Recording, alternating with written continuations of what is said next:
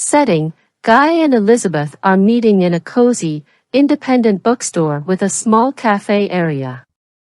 The walls are lined with bookshelves filled with novels, non-fiction, and rare editions. They sit at a round table in the corner, surrounded by the warm scent of coffee and books.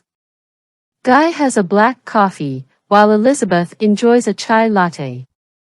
The two friends haven't seen each other in a while and are eager to catch up, especially about their mutual love of books. Sipping his coffee. It's so good to see you, Elizabeth.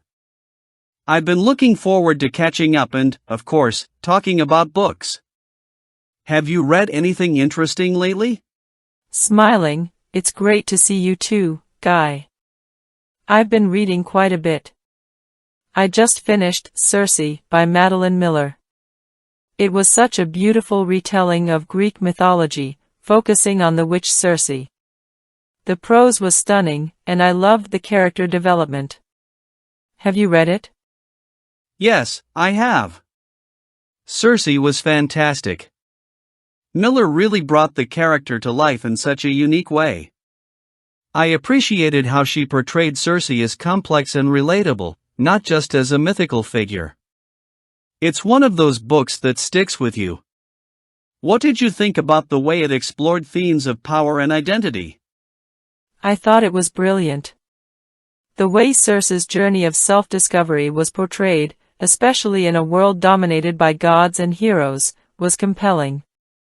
She starts as this overlooked and underestimated figure but gradually finds her own strength. It's a powerful commentary on finding one's voice and identity, especially for women. What about you? What have you been reading? I've been on a bit of a classic literature kick lately. I recently finished The Brothers Karamazov by Fyodor Dostoevsky. It's such a dense and philosophical novel, but I found it incredibly rewarding. The exploration of morality, faith, and free will was thought-provoking. Have you read it? I read it a while ago. It's such an intense and profound book. Dostoevsky really delves into the human psyche and the complexities of moral dilemmas.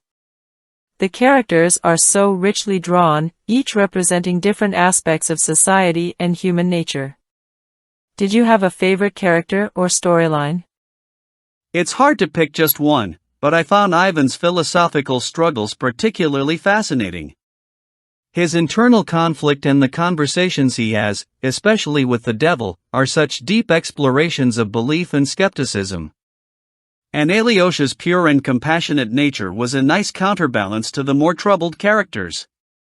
It's a book that makes you think long after you've finished it. Definitely.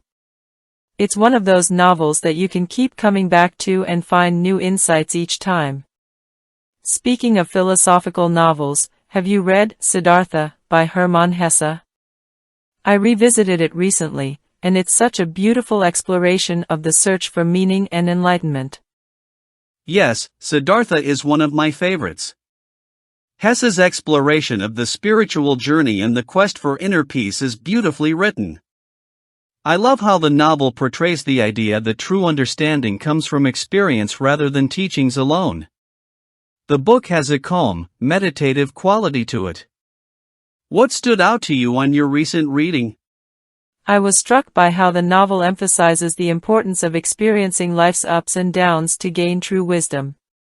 Siddhartha's journey is full of detours and mistakes, but they all lead him closer to understanding himself and the world. It's a comforting reminder that it's okay to take our own path and that the journey itself is valuable. Do you enjoy reading books with a philosophical bent? I do. I enjoy books that challenge me to think about life's big questions. They often leave me reflecting on my own beliefs and perspectives. Besides Siddhartha and The Brothers Karamazov, I've also enjoyed Zen and the Art of Motorcycle Maintenance by Robert M. Pirsig. It's a unique blend of narrative and philosophy, exploring the concept of quality in life. That's a great book. Pirsig's exploration of quality and the balance between the classical and romantic understanding of life is fascinating. The way he uses the journey of a motorcycle trip as a metaphor for a deeper philosophical journey is really clever. It's a book that's hard to categorize but incredibly thought-provoking. Do you have a favorite part or idea from it? I was particularly intrigued by the idea of quality as a fundamental concept that's difficult to define but essential to understanding life. Pirsig's exploration of how we perceive and value things, whether through rational analysis or intuitive appreciation, really resonated with me. It's a book that challenges you to think about how you approach everything, from work to relationships. Absolutely. It's a book that makes you reconsider how you view the world and what you consider important. Speaking of books that challenge perceptions, have you read anything by Haruki Murakami? His works often blur the line between reality and the surreal, which can be quite mind-bending. Yes, I'm a big fan of Murakami. I love how he blends the mundane with the fantastical, creating this unique, dreamlike atmosphere. Kafka on the Shore and Norwegian Wood are two of my favorites. His exploration of themes like loneliness, identity, and the search for meaning is captivating. Which of his books do you like? Kafka on the Shore is definitely a favorite. The narrative is so mysterious and layered, with all its symbolism and surreal elements. I also really enjoyed 1Q84. It's such a complex and engrossing story, with its parallel worlds and deep philosophical questions. Murakami has a way of creating characters that feel both ordinary and extraordinary. What draws you to his work? I think it's his ability to create a sense of wonder and mystery. Even in the most mundane settings, there's always an undercurrent of something otherworldly. His characters often embark on these introspective journeys, exploring the depths of their own minds. It's like entering a different world every time you read one of his books. Plus, his writing has a beautiful simplicity that's really engaging. I agree. There's something so immersive about his storytelling. It's like stepping into a dream. His use of music and pop culture references also adds a unique layer to his work. It's like his novels exist in a slightly altered version of our reality. Have you read any of his short stories? I have. His short stories are just as intriguing as his novels. They often have this quiet, reflective quality, and they can be quite strange and unexpected. I really enjoyed the collection Men Without Women. Each story is distinct, yet they all explore themes of isolation and connection. Murakami has a way of capturing the essence of a moment or feeling in a very poignant way. Men Without Women is a great collection. I love how Murakami explores the complexities of relationships and solitude. Each story offers a different perspective on what it means to be alone or connected to others. It's like he's holding up a mirror to different facets of human experience. Do you enjoy reading short stories in general? I do. There's something satisfying about the concise nature of short stories. They often pack a punch with fewer words and can leave a lasting impression. I like how they can explore an idea or a moment in a way that's both deep and brief.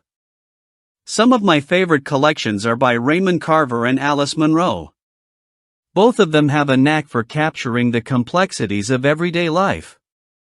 Raymond Carver and Alice Munro are both masters of the short story form. Carver's minimalist style is so impactful, and Munro's ability to delve into her characters' inner lives is incredible. I've been reading more short stories lately, and I love how they offer a quick yet meaningful reading experience. They're perfect for when you want to dive into a complete narrative without committing to a full novel.